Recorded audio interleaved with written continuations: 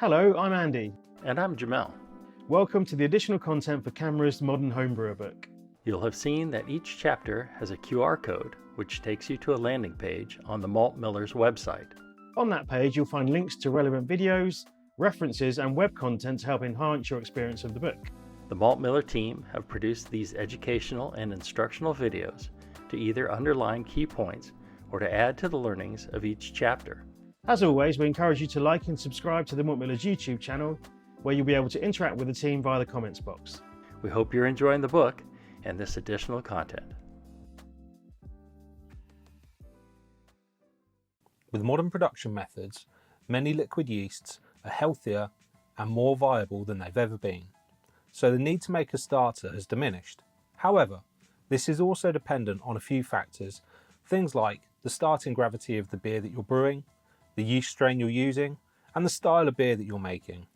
Also, making a starter sometimes just means that you know you're pitching thoroughly healthy and active yeast into your fermenter. Making a yeast starter is an easy process. We don't need a huge amount of equipment. A borosilicate glass flask such as the one shown here. A magnetic stir plate is also useful, however not necessary.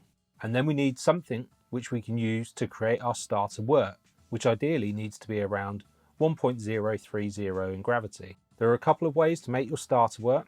You can either use dried malt extract, or as shown here, a can of pre-made starter wort, which we just have to dilute to the required amount. If using a can of pre-made starter wort, follow the instructions on the back, but generally you need to make a litre in total volume. As with everything in homebrewing, we start with clean and sanitized equipment. We start by pouring 500 millilitres of chlorine-free brewing water into our flask. Then with a simple canned starter wort, we simply open it and pour the remainder into the flask. We then give everything a mix to make sure it's fully incorporated. And at this point, sanitize our yeast packet and pour the yeast slurry into the starter wort.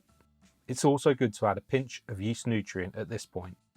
Again, give everything a swirl to make sure it's fully incorporated.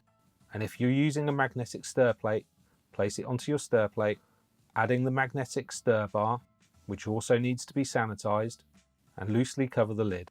Turn on your stir plate and you should see the whirlpool action starting. Whilst it's not necessary to use a stir plate, you can manually stir your yeast starter by swirling the flask occasionally. Over the course of the next 24 to 48 hours, you'll see fermentation taking place in your flask. You'll start to see yeast slurry appearing and also flocculation starting to take place. After around 24 to 48 hours, you can switch off the stir plate and the yeast will start to settle out. You can decant off the spent wort that's been fermented and you'll have a pitch that's healthy and viable to add to your next batch of beer.